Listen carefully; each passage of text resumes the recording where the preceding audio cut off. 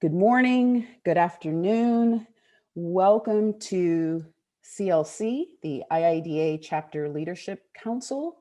We are convening virtually today and over the next couple of days, and I'm excited about this program. I'm always excited about this program. I'm excited that we're able to offer you content in a virtual format, as we all keep our fingers crossed that we'll soon be in the same room, not Zoom room, but in the same room very, very soon. I'm Cheryl Durst. I'm the Executive Vice President and CEO of IIDA, and I'm especially and particularly glad and just a little bit nervous to kick off this presentation. Literally 15 minutes ago, I had no connectivity. My network was down, possibly as a result of either human error or a snowstorm that we had come through. I'm gonna go on the side and say it was a snowstorm, but there is nothing like being panicked before a presentation. So I'm gonna catch my breath. I want all of you to catch your breath. I don't want to communicate any of my panic to you. And let's get started. So my presentation, as Ryan Ben, our Director of Association Experience, told me, is to be about the State of the Union. So there is definitely some State of the Union, but I also want to spend some time talking about your IIDA and my IIDA and our IIDA. Every single one of us bring to the table a universe. And that universe is your and our collective and individual wisdom and experience and wherewithal and what we know about design and what we know about organizations and what we know about resilience and adaptability and flexibility, what we know about truth and what we know about civility. All of that comes to the table when we're convening at IIDA, and that comes to the table when we're convening as CLC. One of the hallmarks of CLC, and it has been for decades, is this ability for you, our chapters and our leaders, to share amongst one another, to share best practices, to share what you are going through, what you anticipate going through. Chances are whatever you're encountering as a leader and as a chapter right now has been experienced or will be experienced by another chapter. We do our best from headquarters to impart relevant information to you and not be talking heads, and let you have your moment of convening. It's a little different this year due to the pandemic and due to the virtual nature of our convening. And so we are going to work very hard to reinforce connectivity, both literally and figuratively, as well as share relevant and meaningful information for you. This is where you belong. This is where we all belong. IIDA is our place. IIDA incubates and nurtures our careers. It incubates and nurtures the profession. So what does it mean to lead? What does it mean to be a leader in this organization? What is your experience as a leader? I would love to, if we were in the IDEA studio at 111 East Wacker Drive, Suite 222, also known as IIDA headquarters, we'd be kicking off CLC with going around the room and introducing ourselves to one another and giving a fun fact or asking you a question like, if your chapter had a theme song, what would that theme song be? Occasionally we've asked you to show us a few signature moves. But I'd like to ask you all right now to give me, and put it in the chat so that we can all see it, very quick. This is going to be a lightning round. What 3 words best describe leading in IIDA and leading your chapter? All right, everybody ready? Go. Give me some responses in the chat. What does it mean to lead? 3 words. Perfect. Commitment, advocate, connect, advocacy, inspire, perfect, empower, collaborate, communicate, uplift. I love that. I just saw Jamie Ekman there. There's Robin Davis again with unity. Katie Toth, I just saw you. Thank you for that. Fabi, connect, inspire. Positivity, that's brilliant. Mentor, serve, advocate. Yvette Lemons, thank you for that. Envision, educate. Responsibility, honor, that's responsibility, connection, advocate. Perfect. All right. Now I'm going to, so now tell me, what does it mean to lead during a global pandemic? What has leadership looked like and felt like in the last year? Some of those same responses I know will apply, but again, think about leading in just the past year. What does that look like and felt like? Give me some of those words. Perseverance, I love it. Adaptability. Ooh, I saw patience pop up. Positivity, absolutely. Comfort and adaptation. Comfort, absolutely. Amy Todd, I saw you. Empathy. Collaboration still. Thank you, Alexis. Yep, lots of connection, understanding, flexibility. Elsie, same. Grace. Tiffany, beautiful. Absolutely. Adapt, support, and connect. Transparency, guidance, adapt. Right, we've all made, thank you all for that. I appreciate that commentary. It's interesting. There were definitely some overlaps, but we know in this last year, we have, right, there are kind of 2 words I think that we might all be tired of, unprecedented and pivot. But it has in fact been an unprecedented year for all of us in everything that we thought that we wanted 2020 to be.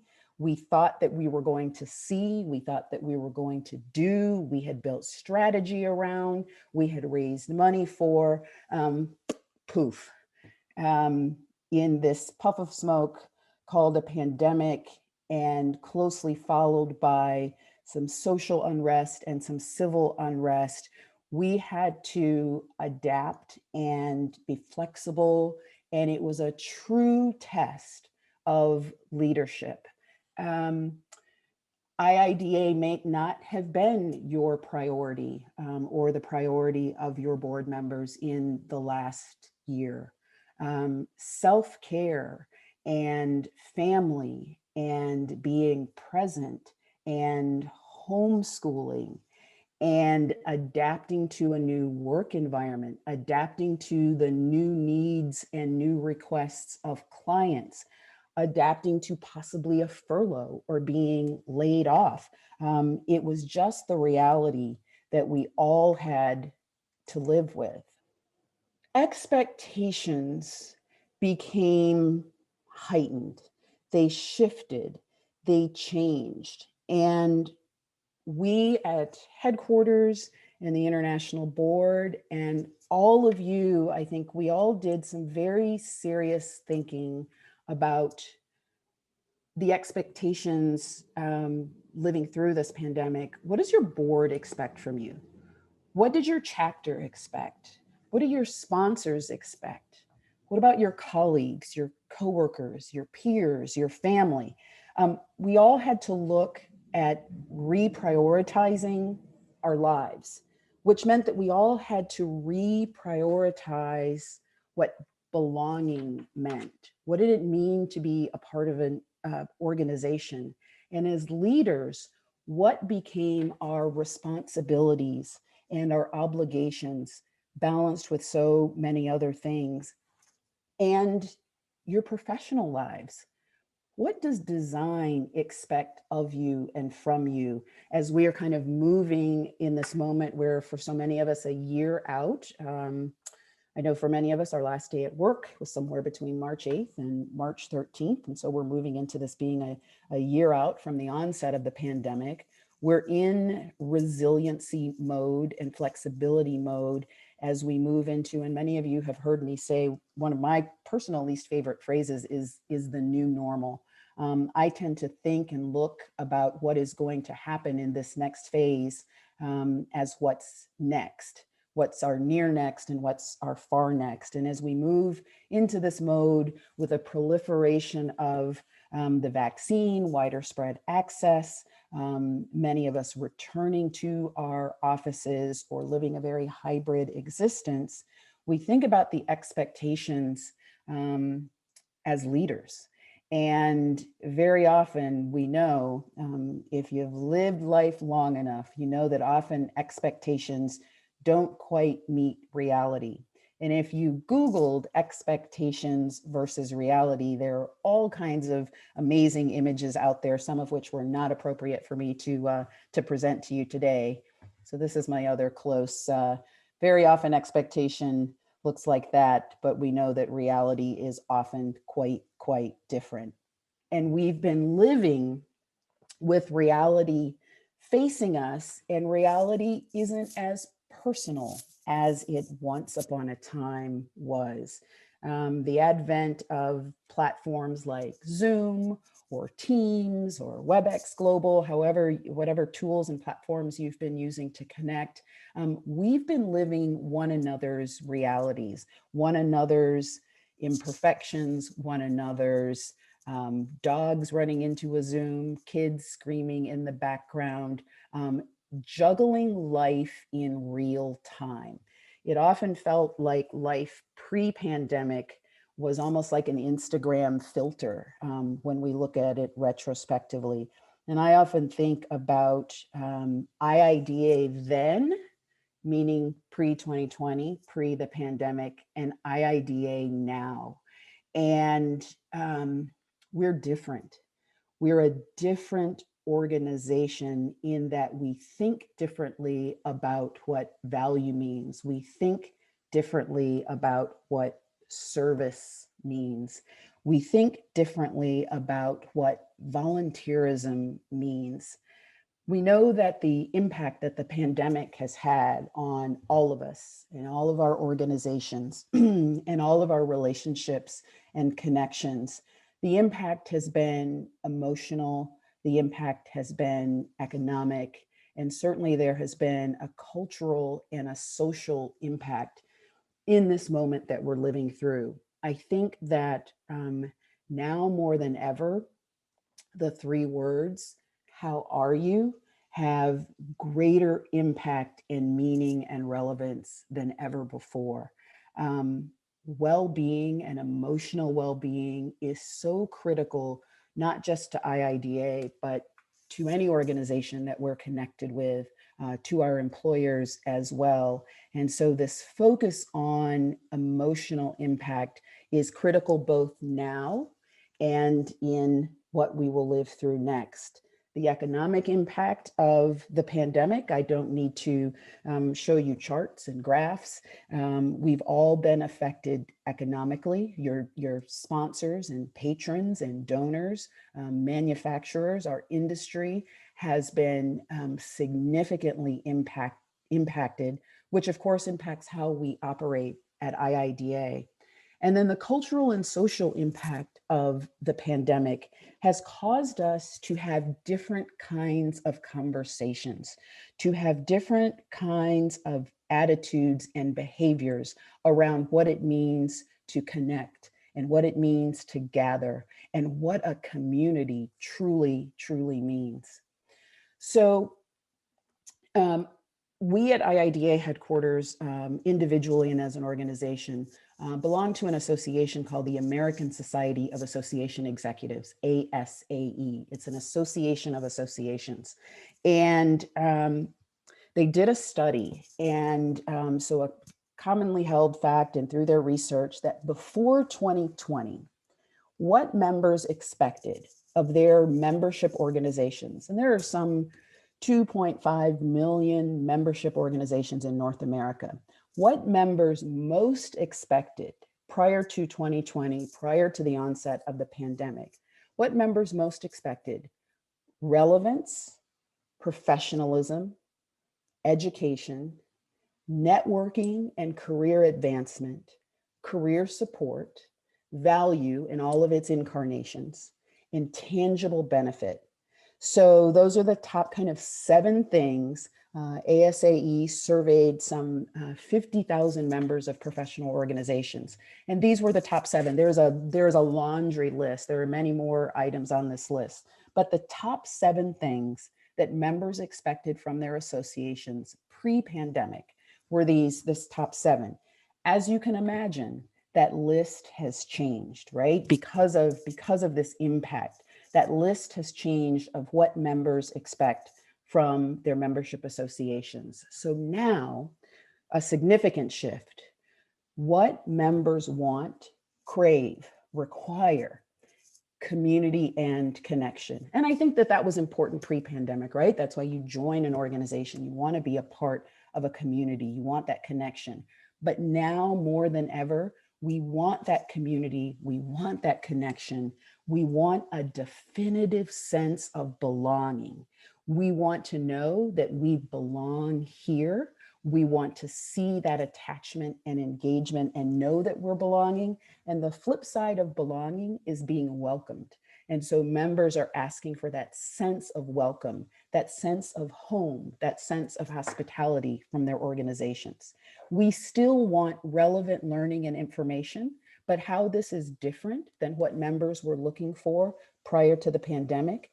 We want information and learning and wisdom that isn't just professional, but it's also personal, right? And we've seen that through the pandemic, that things have become a lot more personal.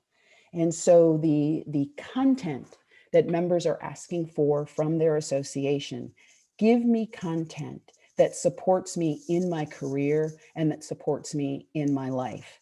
I want to give a big shout out to the South Florida chapter, who invited me to participate in an event that they did in January. And it was all about balancing the personal and professional. How do I live my life? How do I advance my career? They weren't 2 separate events. This was a inaugural first-time event that the South Florida chapter did face-to-face, and they limited the attendees, but the content was all about connecting the personal and professional. And that's what's meaningful to members now. The other factor that we want from our associations: we want comfort. A number of you had that when we were putting words in the chat in the lightning round. We want comfort. We want understanding. We want empathy. We want our associations to know who we are. We also want guidance.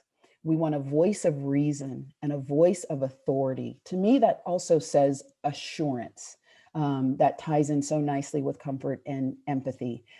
We've gone through an incredible period, particularly at the onset of the pandemic, where there seemed to be a lack of answers, where we were grappling for just some solid, concrete answers, and there were none. So this is obviously a direct reflection of that members are looking for guidance from their associations. Tell me what, tell me how, tell me now, and tell me how much I am valued.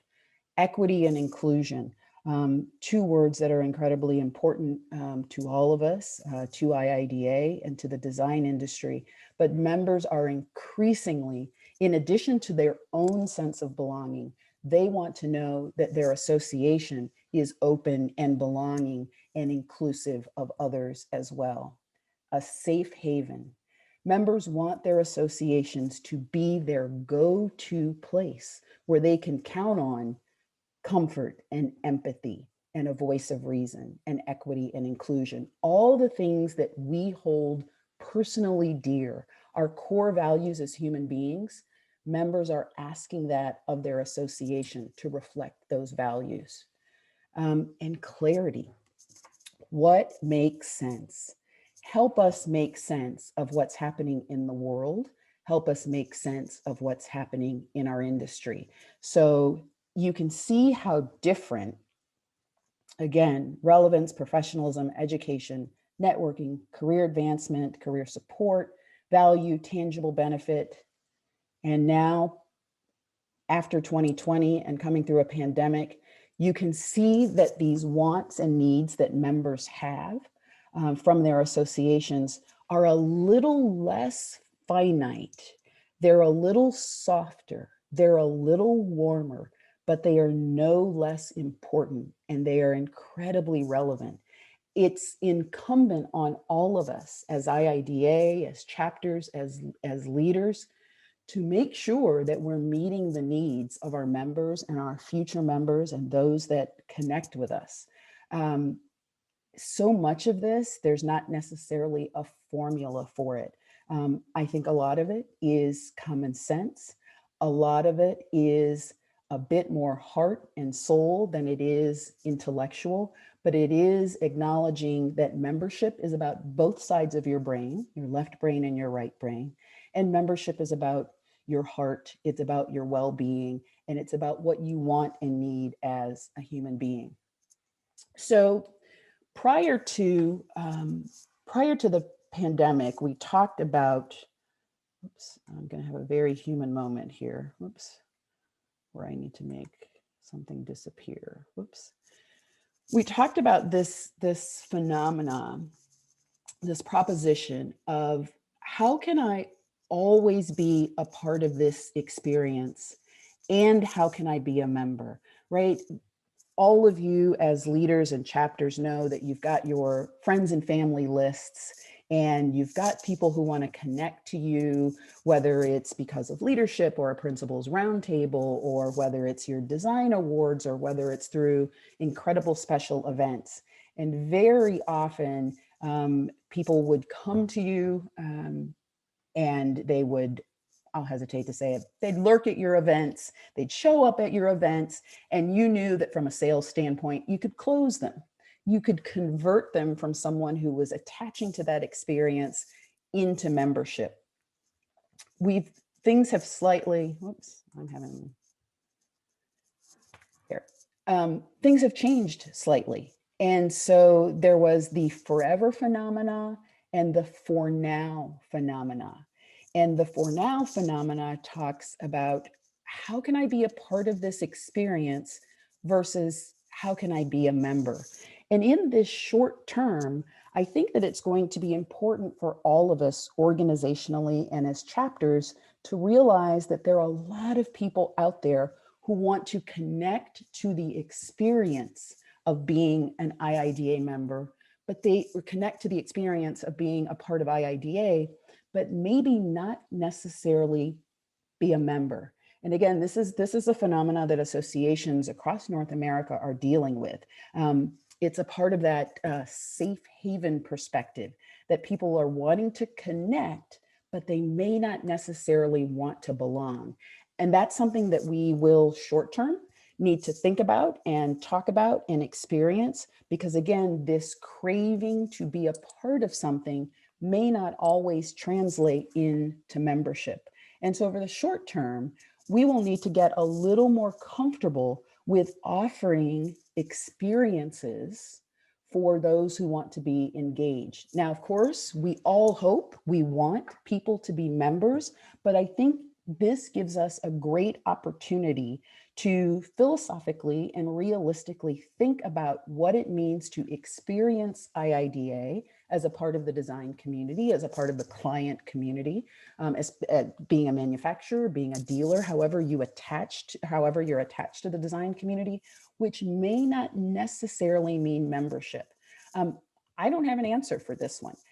I'm exploring this with my team through ASAE. I'm working with some other associations and having these conversations around experience, the experiential piece, and the membership piece. And they don't necessarily need to be mutually exclusive. Obviously, from a revenue standpoint, we like to see that conversion. But I think in this short term, we need to ensure that all who connect to IIDA regardless of their membership status. All who connect to IIDA are having an optimal experience in the organization.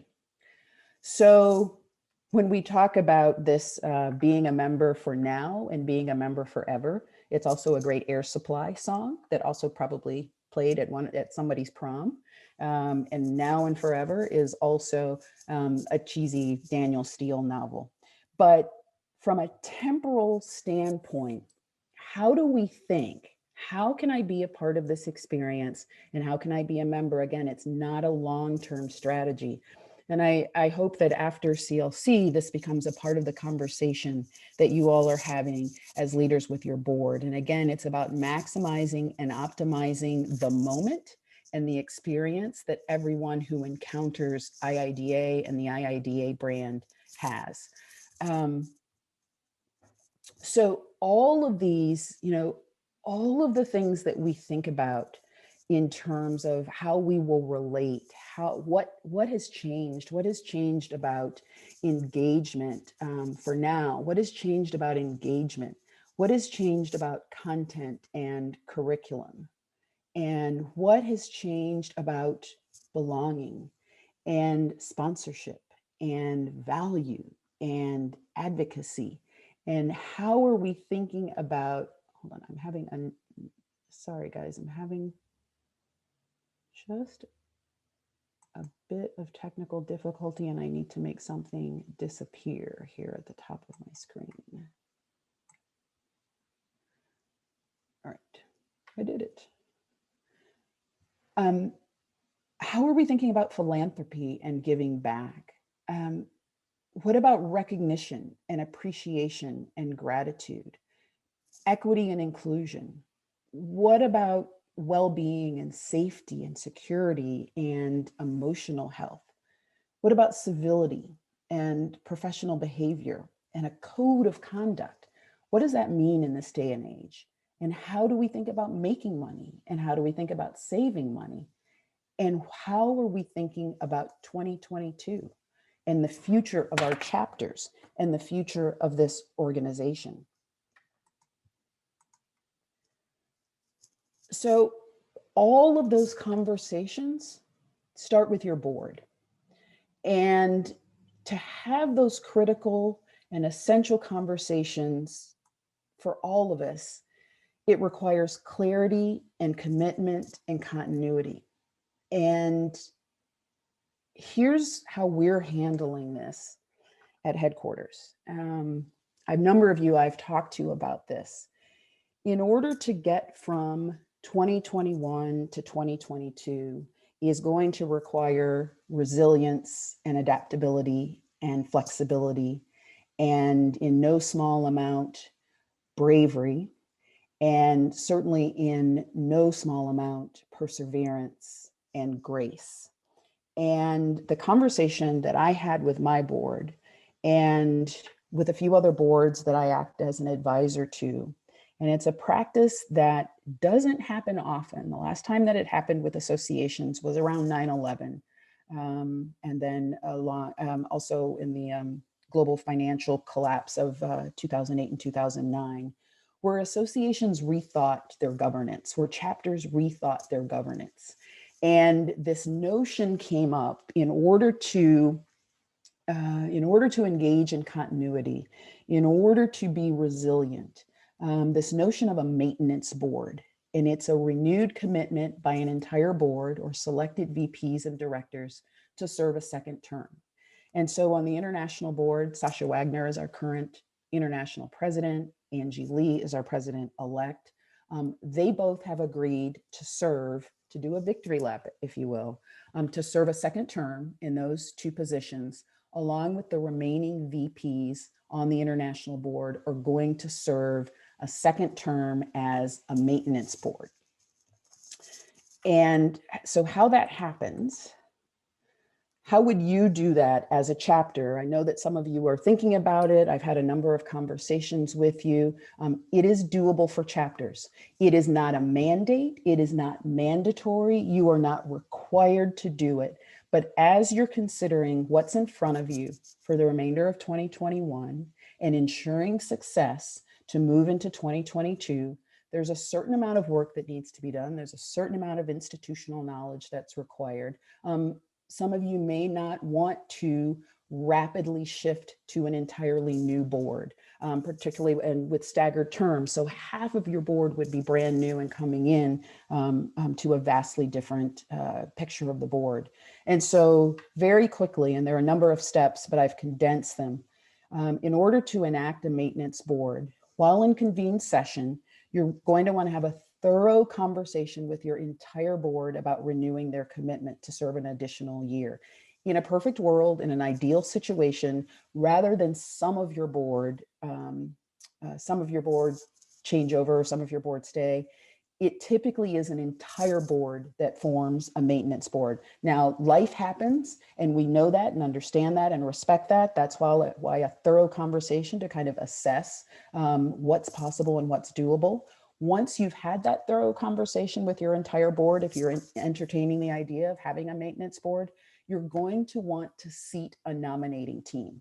From a governance and ethics standpoint, this is really important. You don't want it to appear to anyone as if your board is just re-electing or succeeding themselves. You're going to want to seat a 2 to 3 member nominating team. Sometimes board advisors or past presidents are great to have as a nominating team in this particular instance. What your nominating team is going to do is have individual conversations with each board member about what it means to serve another term. Keep in mind that when under item number 1, while you're having that conversation about serving an additional year, you're going to want to make a super short strategic plan that might even just be 1 or 2 words, as in maintain and commit. But you're going to want to have some objectives that you want to accomplish in the coming year in 2022. And then you seat your 2 to 3 member nominating team, have them review those objectives with the individuals on your board. So with those individual conversations, you're going to want each board member to make a personal commitment, and you're going to want to document that commitment. It will be placed into your minutes, because what you want to do then is have your nominating team then make, then make a recommendation to your board. You will vote as a board to seat. You'll vote as your board to seat your maintenance board. And then your maintenance board term doesn't commence right away. It actually commences along with the calendar year, the program year of IIDA. And so your maintenance board, which will be your new board, comprised of your former members. Your maintenance board will commence its term on July 1, 2021 and serve through June 30th, 2022. While in 2022, you're going to want to go through the normal governance and proceeding steps that you always do to secure a new ballot. So you want to start interviewing new board members. You decide on staggered terms. You'll decide which group of your maintenance board members will stay on board. Obviously, technically the larger commitments are made by your president, who will serve another term as president, and your president-elect, who will be president-elect. But it is an option for you all, and I just want you to know, again, you don't have to do this. You don't need to do this. It's not mandatory. It is an option to you, but I am letting you know, and you'll be seeing a public announcement shortly, that the International Board of IIDA, we've gone through this process, and at the recommendation of a seated nominating team, we are going to enact a maintenance board, and every single one of our current board members will serve as a maintenance board then for 2021 through 2022. And we can answer any questions that you have on that a bit later, but that is an option that's open to you, and it is not an unknown entity. Many associations, about a third of membership associations, are looking at this as an option for them in the coming year. I mentioned a foreshortened list of strategic priorities, and for the organization, the 5 priorities that we are looking at as an organization is member focused as always, but also being member focused in, and this is not a typo, content, content, content, and outreach. It's one of the reasons why Ryan's role was created, Director of Association Experience, being hyper focused on what every single one of you is experiencing as a member, and then also knowing that content is everything. The content that we're creating, the content that we're crafting, the content that we're engaging from other organizations and delivering.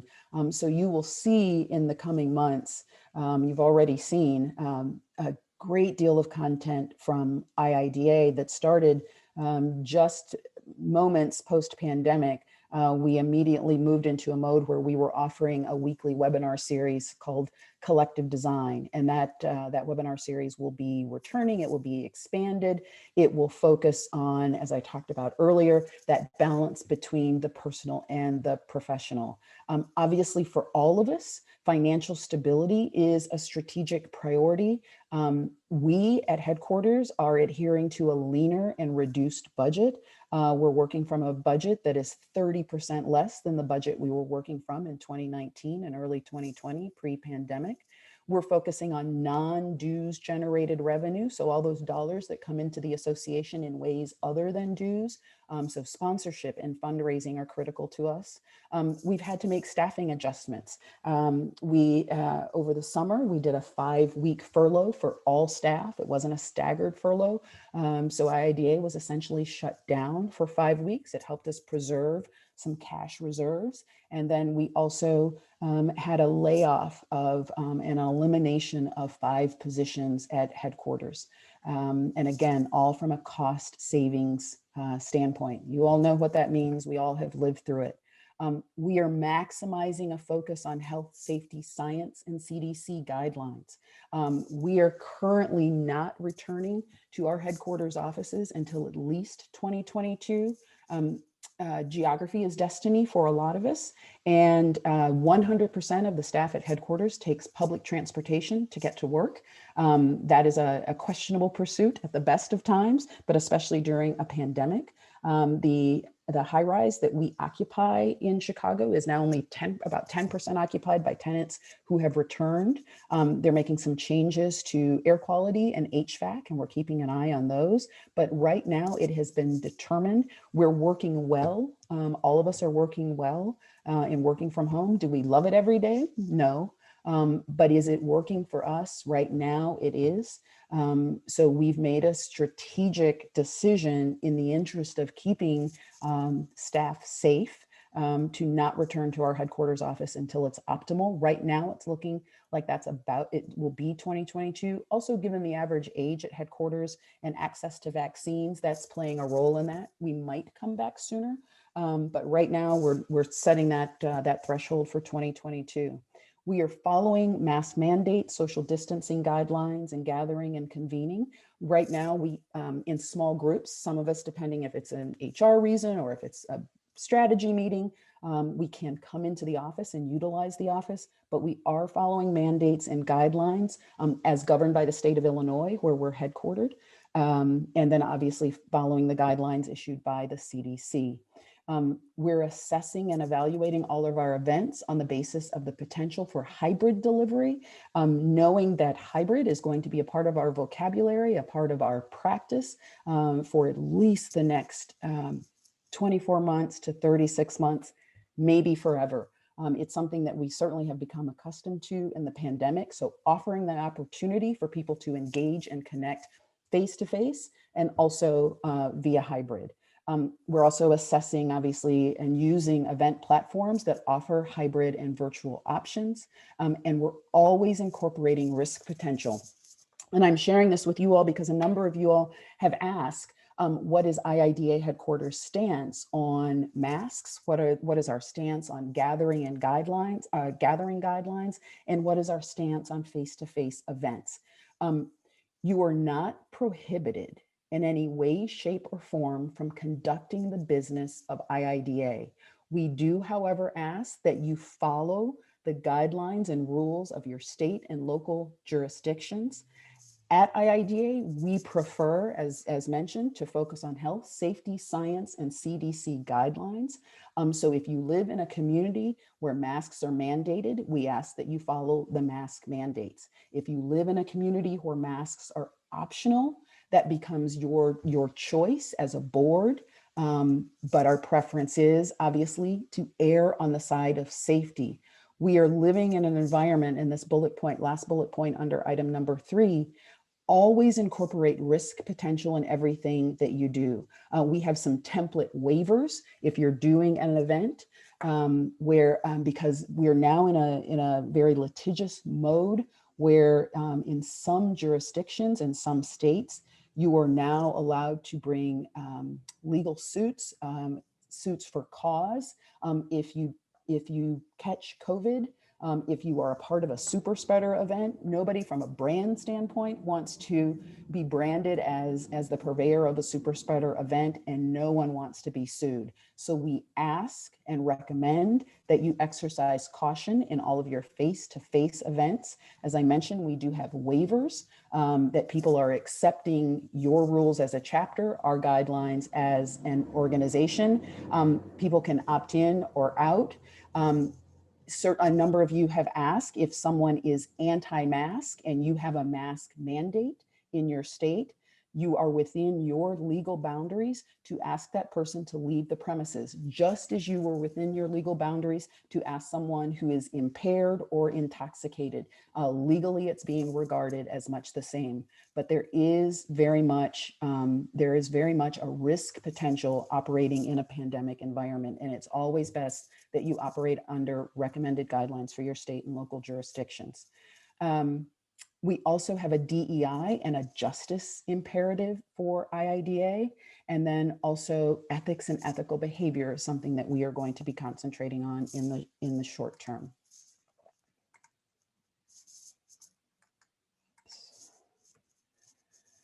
So speaking of, and I want to take a few moments to talk about diversity and equity and inclusion, and share with you some statements that you are free to use, free to promote when anyone asks you what IIDA as an organization supports and believes.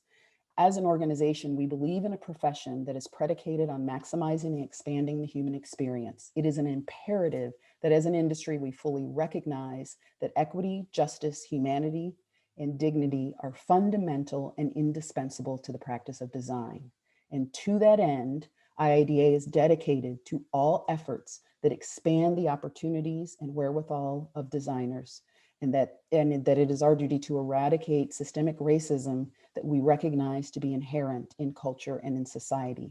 And it is affirmed and declared that the International Interior Design Association and all of its affiliated chapters and subsidiary components is committed to the sustained, intentional, and organized dismantling of racism in all of its forms and instances. These words have been adapted and adopted by the International Board. It is a firmly held belief for this organization. I think it is particularly important as a design profession that we support and expand all platforms that support dignity and humanity. To that end, as well, I want to introduce to you all that we will be forming an equity advisory council. I know that many of you have, and these live by a lot of names. I know that many of you have a DEI, diversity, equity, and inclusion, or justice council with your chapters. We are convening an equity advisory council that will work with all of you and be a part of all the work that you're doing. There's so much amazing work from diversity roundtables to workshops that each and every single one of you are doing, so that we have a coordinated and coherent response to this incredible, and I hate to say a moment in our society, because it's always been a moment in our society, but I think having a coalesced and coherent response as an industry is incredibly important. And so an International Equity and Advisory Council has been approved by the International Board, And we'll be reaching out to a number of you to be a part of this council, and so that we can all very transparently and coherently work on all of our DEI and justice efforts. Ethics. I don't want to close this presentation without talking about ethics.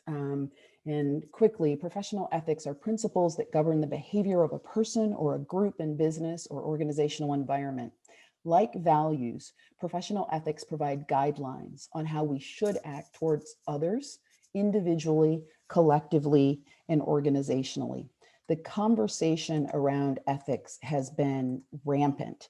And many of you had probably your first experience in talking about a code of conduct or a code of behavior for this profession through your professional practice courses. IIDA is joining forces with ASID, with the Interior Designers of Canada, with IIDA, the Council for Interior Design Accreditation, and CIDQ, the Council for Interior Design Qualification.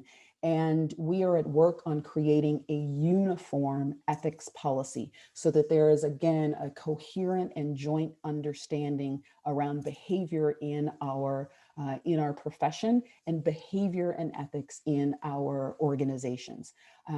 I'll be reaching out again to a number of you because I'd like for you to join me on that national panel in these conversations with these other organizations. And I'd like to get input from you as chapter presidents. But we are reconsidering what ethics mean to our profession and what ethics mean and a code of conduct mean to our organization. And again, a uniform code of ethics for the entire profession. And I'm really excited about that. And it's a great opportunity to align with our collateral organizations. One last thing before I close. One word that you didn't see in all of the words in my PowerPoint is something that is part of the DNA of IIDA, something that is very important organizationally to us, and that word is celebrate.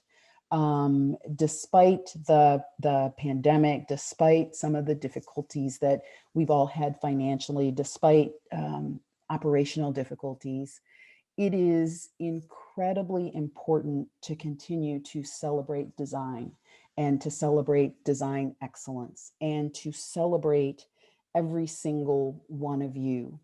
And you won't see that discontinued or underutilized or underleveraged in the future at IIDA.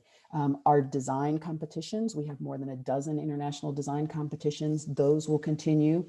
I know that all of you, many of you as chapters have design competitions. That recognition is so incredibly important, particularly in a post-pandemic moment. So I encourage you to continue celebrating this profession, highlighting design, because we are our best advocates. We tell our story better than anyone else. And sometimes we tell our story by celebrating who we are and celebrating design excellence as well. I want to give a quick reminder. So every single one of us knows someone who might be that unsung hero in a chapter, who might be not quite lauded for the work that they do, who should be recognized. And that's why our Member of the Year award and recognition program exists. I think if I said to you, think about the ideal IIDA member, and there's a face that comes to mind. And so I want you to gather all of those faces and send us those names and nominate those folks to be the IIDA Member of the Year. I think it has extra special meaning given the year that we've all come through. The attitude, the behavior, the grace and the courage of all of those members who support this organization, and they should be recognized. And it's not just about cash and prizes. It's about gratitude, and it's about recognition, and it's about the heart and soul of this organization. So when I said the ideal IIDA member, whatever face popped into your head, I want you to send us those names and nominate those folks for Member of the Year. And that program closes on March 1st. And I know Monet will have more information about that, and possibly we'll get that put in the chat as well. So on Friday or Monday, I don't know that names mean that days of the week mean the same that they did maybe pre-pandemic. Every day is Blur's Day. Um, but what are you going to take away with you from CLC?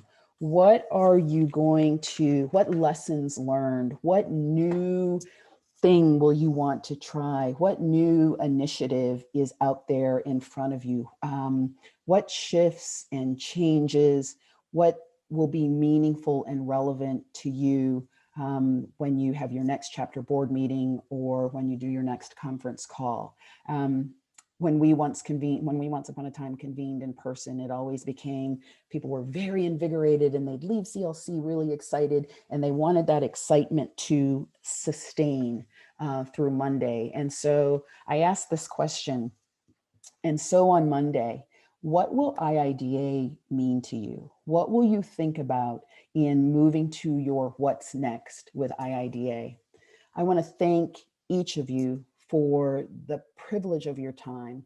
And I don't mean for my glitchy, heartfelt presentation for the past hour. I mean the privilege of the time that you give to this organization.